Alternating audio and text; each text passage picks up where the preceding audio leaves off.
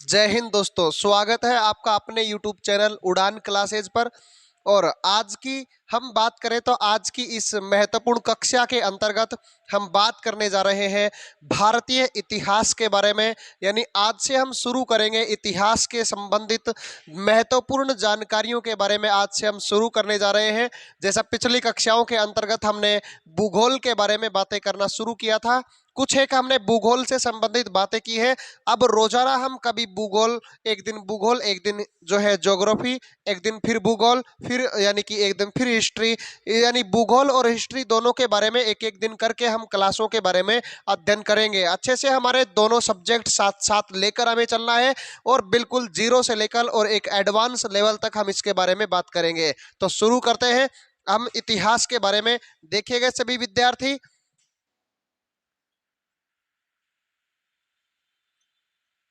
History जिसे आप हिंदी में कहते हैं इतिहास। देखो, हिस्ट्री या इतिहास के बारे में हमें बात करनी है तो सबसे पहले हम बात करते हैं इतिहास किसे कहते हैं, इतिहास किसे कहा जाता है, यानी हिस्ट्री किसे कहा जाता है। इतिहास के बारे में बात करें तो इतिहास वो सारी की सारी घटनाएं हैं जो प्राचीन समय में घट चुकी हैं। यानी कि वो सारी की सारी घटनाएं जो प्राचीन समय में बीत चुकी हैं, जिनकी जो घटनाएं घट चुकी हैं, उन सभी घटनाओं की अगर हमारे पास किसी भी माध्यम से अगर जानकारी है तो वो क्या कहलाता है, वो इतिहास कहलाता है। लेकिन अगर उनकी जानकारी हमारे पास नहीं है तो उसे हम क्या कहते हैं, उसे हम पास्ट कहते हैं, यानी कि अतीत कहते हैं। तो इतना आपको अच्छे से समझ में आया होगा, यानी कि इतिहास किसे कहते हैं। अब हम बात करते हैं कि इतिहास जो शब्द है यह एक यूनानी भाषा का शब्द है। हिस्ट्री जो शब्द है यह एक यूनानी भाषा का शब्द है, यानी कि एक ग्रीक भाषा का शब्द है। और यह इतिहास की बात करें तो इतिहास का जनक जो होता है, यानी इतिहास के जनक से संबंधित बहुत बार प्रश्न पेपर में आता है कि इतिहास का जनक किसे कहते हैं। तो आप सभी ने सुना होगा एक व्यक्ति का नाम हेरोडोटस।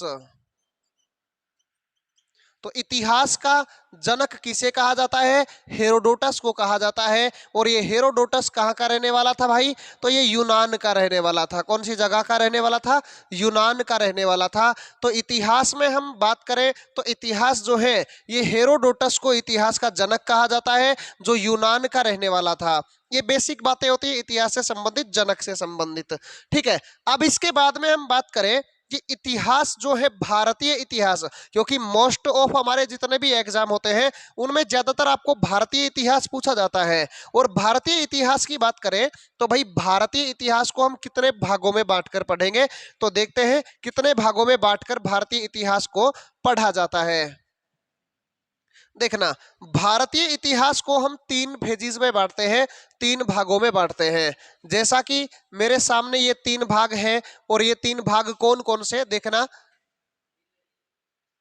एक भाग हमारे पास होगा जिसे आप कहते हैं प्राचीन इतिहास।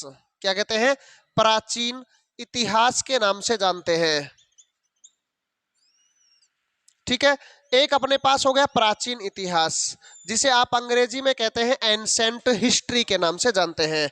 इसके बाद में दूसरे नंबर पे हमारे पास हो गया मध्यकालीन इतिहास।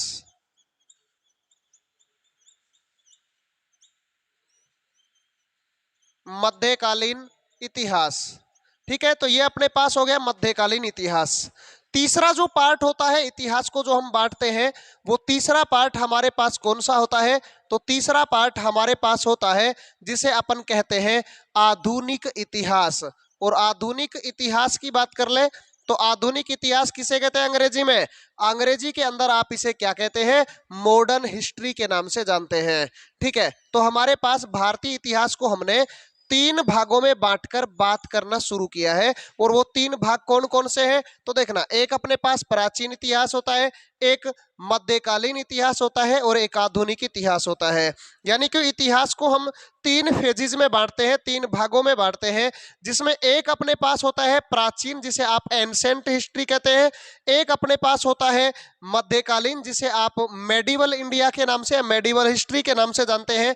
और दूसरा तीसरे नंबर का अपने पास होता है जिसे आप आधुनिक यानी कि मॉडर्न हिस्ट्री के नाम से जानते हैं। तो तीन ये ऐतिहासिक भागों में बांटते हैं। अब इन तीनों में से सबसे लंबा काल कौन सा है? तो सबसे लंबा काल कौन सा है? प्राचीन इतिहास। इसीलिए प्राचीन इतिहास को फिर से डिवाइड किया गया है कितने भागों में? 3 भागों में। कितने भागों में बांटा गया है? 3 भागों में, जिनमें से पहला भाग अपने पास कौन सा है? तो वो वाला भाग है प्राग ऐतिहासिक या प्रागैतिहासिक काल। प्रागैतिहासिक काल के नाम से आप इसे जानते हैं। एक आपने सुना होगा जिसे आप कहते हैं आद्य ऐतिहासिक काल।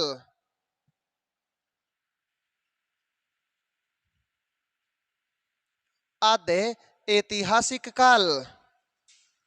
और तीसरा हमारे पास जो मिलेगा वो तीसरा होता है ऐतिहासिक काल।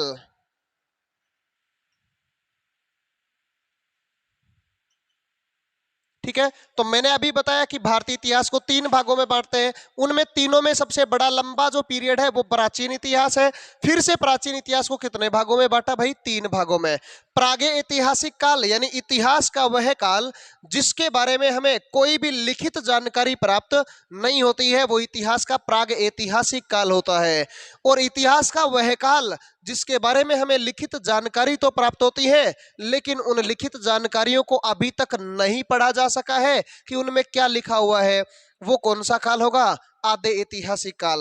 और इतिहास का वह काल जिसमें लिखित जानकारियों को ही पढ़कर हम इतिहास की जानकारी प्राप्त करते हैं, वो कौन सा होता है? ऐतिहासिक काल होता है। यानी कि प्राचीन इतिहास को भी हमने 3 पीरियड्स में बांट दिया, 3 भागों में बांट दिया है। अब इन तीनों पीरियड में भी सबसे यानी कि तीनों भागों में भी सबसे लंबा काल हमारे पास कौन सा है? तो वो हमारे पास है प्राग ऐतिहासिक काल। कौन सा है? प्राग ऐतिहासिक काल। तो तीनों भागों में सबसे लंबा काल हमारे पास आया है प्राग ऐतिहासिक काल। तो हम प्राग ऐतिहासिक काल के बारे में बात करते हैं। देखना, प्राग ऐतिहासिक काल को फिर से विभाजित किया गया है 2 एजिज में, यानी कि 2 युगों के अंदर विभाजित किया गया है, जिसमें एक युग का नाम है पाषाण युग। पाषाण युग, और पाषाण का मतलब ही क्या होता है? पत्थर होता है। और दूसरा हमारे पास होता है ताम्र युग। ताम्र युग, ये 2 युग हो गए, एक पाषाण युग और एक ताम्र युग। यानी इतिहास का वह काल जिसके अंदर मनुष्य पत्थर के बड़े बड़े औजारों को काम में लेता था, वो कौन सा काल होगा? पूरा पाषाण यानी कि पाषाण युग होगा। और इतिहास का वह काल जिसमें मनुष्य ने तांबे का आविष्कार कर लिया था, वो कौन सा युग होगा? ताम्र युग होगा। तो अभी हमने दोबारा से बता रहा हूं, अभी एक बार देख लेना। भारतीय इतिहास को 3 भागों में बांट रहे हैं, प्राचीन इतिहास, मध्यकालीन और आधुनिक। इसमें सबसे लंबा काल प्राचीन इतिहास है, जिसे 3 भागों में बांटा गया, प्राग ऐतिहासिक काल, आद्य ऐतिहासिक काल और ऐतिहासिक काल। जिसमें प्राग ऐतिहासिक काल की बात करें तो ये बिल्कुल भी इसमें लिखी हुई जानकारी हमें प्राप्त नहीं होती है। आद्य ऐतिहासिक काल में बात करें तो इसमें लिखा हुआ मिलता है, लेकिन पढ़ा कुछ भी नहीं गया। और ऐतिहासिक की बात करें तो इसमें लिखे हुए को पढ़कर इतिहास की जानकारी प्राप्त करते हैं। इसके बाद में प्राग ऐतिहासिक सबसे लंबा, तो इसको 2 भागों में बांटा गया। एक पाषाण युग जिसमें मनुष्य पत्थर के बड़े बड़े औजारों को प्रयोग में लेता था। पत्थर के औजार मतलब जो बाठा आपने देखा होगा जिससे सिर फोड़ा जाता है ना, वो वाला बाठा इसमें जो है मनुष्य औजार बना बना कर काम में लेता था। और ताम्र युग यानी इस काल में मनुष्य ने तांबे का विकास कर लिया था, तांबा धातु की खोज कर ली थी।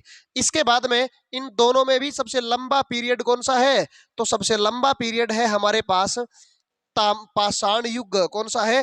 पाषाण युग। इसीलिए फिर से पाषाण युग को फर्दर डिवाइड किया गया है 3 पार्ट्स में, जिसमें एक अपने पास होता है पूरा पाषाण काल,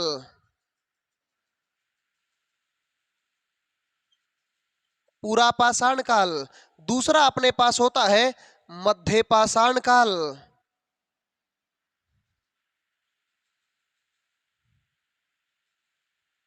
और तीसरा अपने पास होता है जिसमें हम बात करते हैं नव पाषाण काल।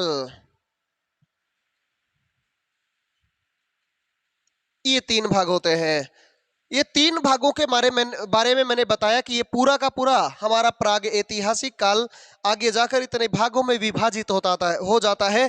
और इन्हीं सभी के बारे में बात करते हुए सर जी इनमें तारीखें तो है ही नहीं, तारीखें कहाँ से आएंगी? देखना, वर्तमान में आप अच्छे से ये जानते हैं कि वर्तमान में हमारे पास चल रहा है 2022, 2022 वर्तमान में चल रहा है। 2022 से पहले ऐसा नहीं है कि 2022 से पहले दुनिया नहीं थी, तो 2022 से पहले कभी 1000 की साल भी रही होगी, इससे पहले कभी 500 की साल भी रही होगी, इससे पहले कभी 100 की साल भी रही होगी, और इसी से पहले कभी 0 की साल भी रही होगी। समझ रहे मेरी बात? तो इसी 0 को हम कहते हैं, इसी 0 को जन्म हुआ था ईसा मसीह का। किसका जन्म हुआ था? ईसा मसीह का जन्म हुआ था। और ईसा मसीह का जन्म जो हुआ था, इसी साल को 0 वर्ष ना कहकर, और इसे कहा जाता है एडी। इसे क्या कहते हैं? एडी कहते हैं। एडी का मतलब होता है एनो डोमिनी। क्या होता है? एनो डोमिनी इसका नाम होता है। एनो डोमिनी से कहा जाता है। इतना समझ में आया? इसके बाद में बात करते हैं, ऐसा नहीं है कि ईसा मसीह के जन्म से पहले दुनिया नहीं थी, तो ईसा मसीह के जन्म से पहले अगर दुनिया ना होती तो ईसा मसीह कहां से आता?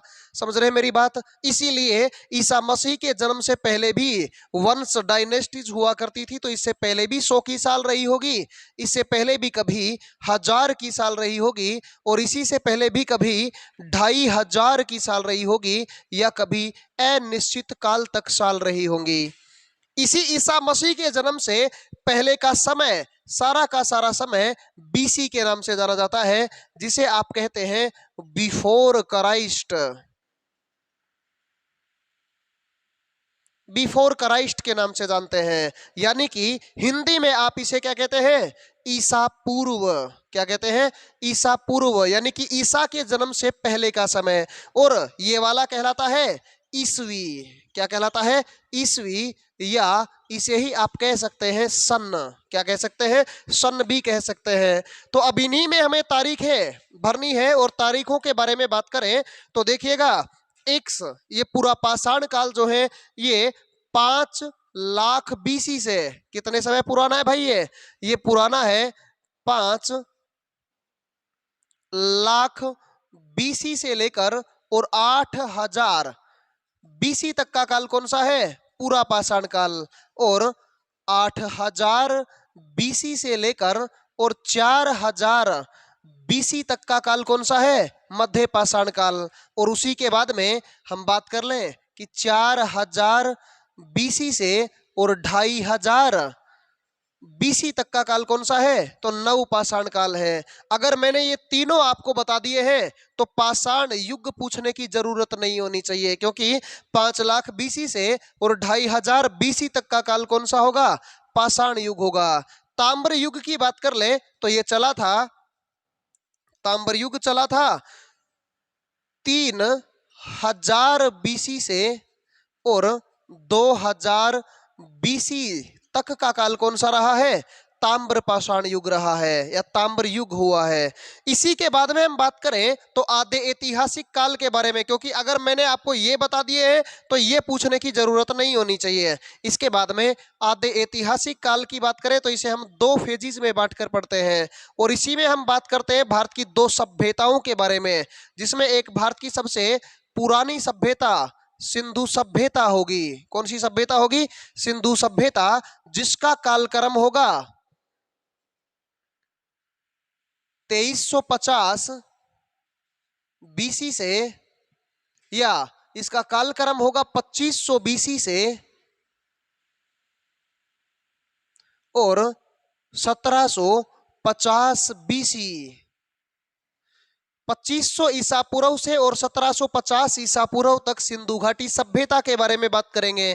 फिर दूसरी सभ्यता हम बात करेंगे वैदिक सभ्यता के बारे में, और वैदिक सभ्यता के बारे में हम बात करेंगे 1500 ईसा पूर्व से और यानी कि 600 ईसा पूर्व तक का जो पीरियड होगा, इस 600 ईसा पूर्व तक के पीरियड में हम बात करेंगे वैदिक सभ्यता के बारे में। इसके बाद में आद्य ऐतिहासिक काल, इसका टाइम पीरियड होगा 600 ईसा पूर्व यानी बीसी से और 700 12 एडी तक का समय कौन सा होगा? ऐतिहासिक काल होगा।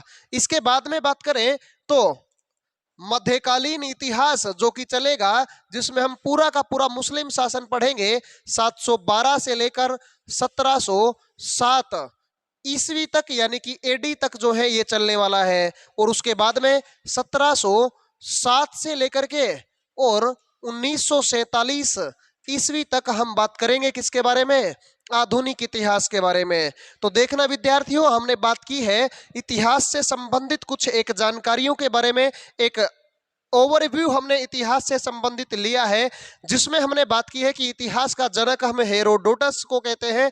यानी कि आपसे पूछ लिया जाए कि इतिहास का जनक किसे कहा जाता है, तो इतिहास का जनक आप अच्छे से बता सकते हैं। उस भाई साहब का नाम क्या है? हेरोडोटस नाम है। हेरोडोटस नाम है। और ये भाई साहब रहने वाला कहाँ का था? यूनान का रहने वाला था। ठीक है। फिर मैंने बताया कि भारतीय इतिहास हमें पढ़ना है, तो भारतीय इतिहास को हमने 3 भागों में विभाजित किया है। एक प्राचीन इतिहास, मध्यकालीन इतिहास और आधुनिक इतिहास। तीनों में सबसे लंबा काल हमारे पास प्राचीन इतिहास था, इसीलिए फर्दर 3 भागों में इसे बांटा गया। एक प्राग ऐतिहासिक काल, आधे ऐतिहासिक काल और ऐतिहासिक काल। जिसमें प्राग ऐतिहासिक काल, इतिहास का वह काल जिसके बारे में किसी भी प्रकार की हमें लिखित जानकारी प्राप्त नहीं होती है। और आधे ऐतिहासिक काल, लिखित जानकारी तो हमें मिलती है, लेकिन उन जानकारियों को आज तक भी पढ़ा नहीं जा सका है। और ऐतिहासिक काल, इतिहास में लिखी हुई जानकारियों को ही पढ़कर हम इतिहास की जानकारी प्राप्त करते हैं। जिसमें प्राग ऐतिहासिक काल को 2 भागों में बांटा गया, पाषाण युग और ताम्र युग।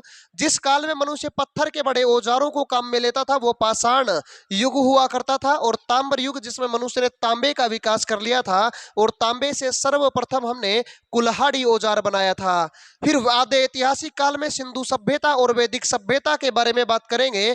ऐतिहासिक काल में हम बात करेंगे मौर्य वंश के बारे में, गुप्ता डायनेस्टी के बारे में, मौर्योत्तर काल के बारे में, भारत पर होने वाले विदेशी आक्रमणों के बारे में, इन सब के बारे में हम इसमें बात करेंगे।